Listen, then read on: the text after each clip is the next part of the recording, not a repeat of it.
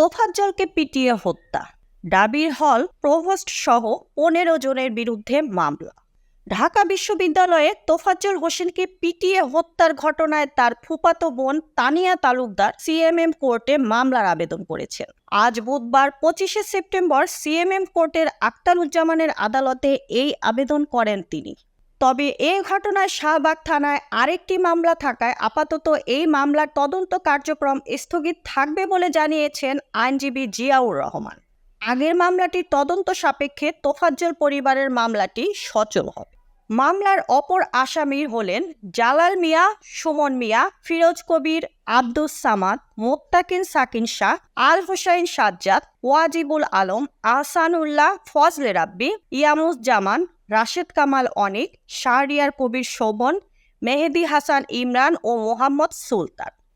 এরা সবাই ঢাকা বিশ্ববিদ্যালয়ের শিক্ষার্থী। উল্লেখ্য, গত 18 সেপ্টেম্বর রাতে হলের গেটে সন্দেহজনকভাবে ঘোরাফেরা করছিলেন তোফাজ্জল। এ সময় বিশ্ববিদ্যালয়ের কিছু শিক্ষার্থী মোবাইল চুরির অভিযোগে এলোপাতাড়ি মারধর করে তাকে। পরবর্তীতে হলের ক্যান্টিনে নিয়ে তাকে খাবার খাওয়ানো হয়। পরে আবারও গেস্ট রুমে নিয়ে উচ্ছৃঙ্খল কিছু ছাত্র তাকে বেধড়ক মারধর করলে তোফাজ্জল অচেতন হয়ে পড়ে। পরে হাসপাতালে নিলে চিকিৎসক তাকে মৃত ঘোষণা করেন। তোফাজ্জলের বাড়ি বরগুনার পাথরঘাটা উপজেলার কাঁঠালতলী ইউনিয়নে। Mukta Parvez, desk report, PE news, Dhaka.